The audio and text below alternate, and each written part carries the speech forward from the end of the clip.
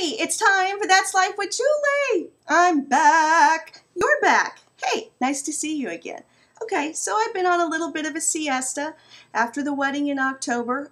It took me about a month and a half to recuperate, and then it was still winter, and even though we didn't have a lot of snow, I was obligated to hibernate for at least a month and a half.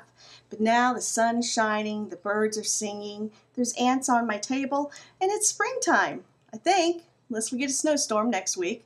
But I'm awake. I'm out of my cave. I'm back in action. I'm traveling. I'm speaking.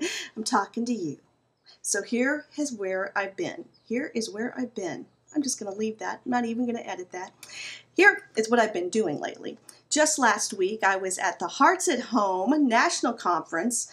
Close to 6,500 moms who traveled from all over the world, all over across our nation, to come and learn, just to get equipped to be the mom that they want to be in their home, to know how to love on their kids, love on their husbands. If they're doing the single mom thing, getting equipped to be able to do that and stand strong.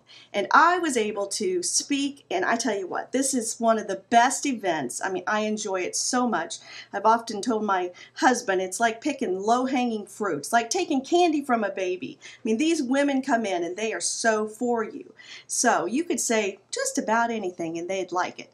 But in particular, I love this audience. So I did a couple of workshops, one on Confessions of an Imperfect Mother, and really recognizing true guilt and false guilt and doing something about it, letting it go, picking up what you need to pick and not picking up what people drop that's not true and things that you tell yourself and expectations. So we went over that. Fabulous, fabulous. Requested so much we had to throw an extra one in there. And then I spoke on the whole power of friendship in the midst of our mothering. And we took mom vows together as friends. And I'll post that later on in the week, maybe a little bit later towards Mother's Day. And really emphasizing again the dynamic and the different personalities and temperaments of the women that are in our lives and how friendships just over the course of our lives are such a strength to us. I had such a great time doing that one. I did that one twice on Saturday because, by the way, if you've ever wondered, you can talk so much, your tongue hurts. I needed to put gauze around my tongue or something. I mean, it was like Sunday my husband was in heaven because I hardly talked. I probably said 12 words all day long. So anyway, that's what I was doing. And then Friday night at Hearts at Home, we have what we call Mom's Night Out. And it's basically a night of hilarity. It's basically a night of just getting rowdy, of channeling your inner 16-year-old girl self on that night as a mom. And I was able to do basically stand up, which I love to do. You know, I'll have a few little notes about where I think I want to go, but mostly it's off the cuff. It's mostly improv. It's mostly getting that energy from you wonderful moms, and what you laugh at. Oh my gosh, I had so much fun with this. And the whole theme of that was the moments that mothers have, the moments of motherhood. And I was telling the ladies, I'm like, you know what? Here's the thing. For a lot of us, it's not funny in the moment. You know what I'm talking about. Something happens. It's anything but funny. But you get a little perspective, you get a little time, 10, 15, 20 years down the road, and it's actually pretty funny. It's actually pretty cute. Like the time I was in a bank lobby, and Kristen, who's now 23 years old, got her married in October, and she's doing her thing as a bride now, and we're so proud of her and Andy. But when Kristen, that adorable firstborn child, was about 2 years old, she punched me in the back of my derriere at a bank and said, "Big bottom, Mama, big bottom." Well, that was lots of fun. That was lots of fun. And I turned to her and I said, "Kristen, we don't say the word bottom. We don't talk about Mama's bottom. No, no, no, no. Don't be poking on my bottom." And here's what's funny. You know, when I was 20, I was 24, 25 when she was that age. Here's my bottom. And her little finger would just kind of bounce off like this, you know?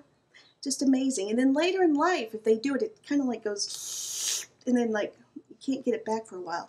But anyway, I digress. So I told her, don't say bottom. Don't say that. So she didn't say bottom. About 15 seconds later, she punched me with her little fist, and she said, "Big butt, Mama, big butt."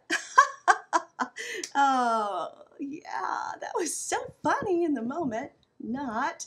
But down the road, I've told that story so many times, and I actually said it on Focus on the Family, and I had people write me and say, you said but on Focus on Families. Dr. Dobson let you say but. Oh, it was hilarious. It was funny. And I was talking about how your things, like your standard, the standards that you have at times, they just kind of lower with each year. Maybe with each child, they just get a little lower. Like I was asking my husband one day, I said, is it a bad thing that when we look out our living room window and we watch this police car go by, we're watching and we kind of go, and we hold our breath, and exhale when it goes past our driveway? Is that a bad thing? It really wasn't on my list when I had Kristen of really great parenting things, but now I'm like, hey, no police cars came by the house this week. Thumbs up.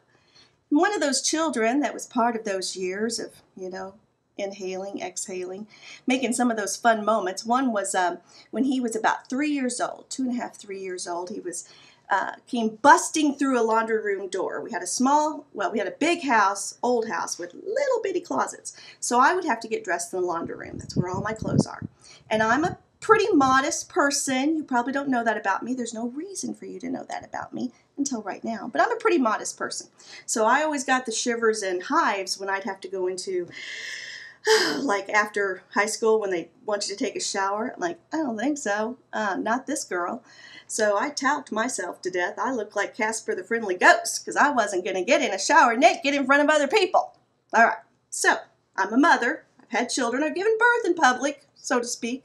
But I'm still not okay with just being all out there.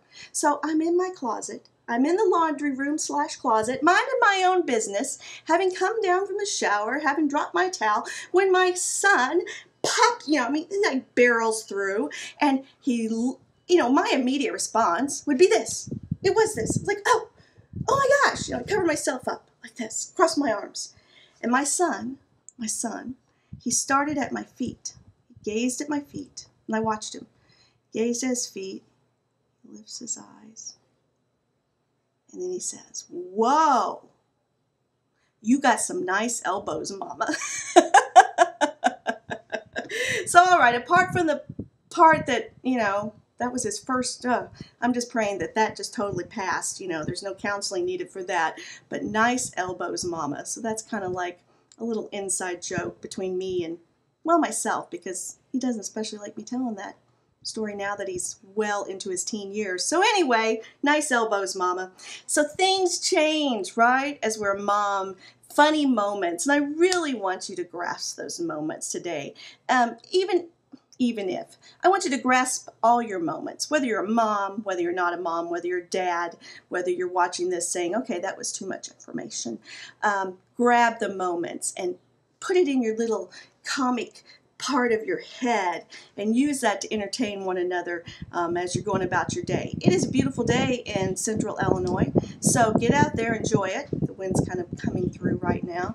And I will be back on a more routine basis instead of once every 4 months, has been my habit here in the past.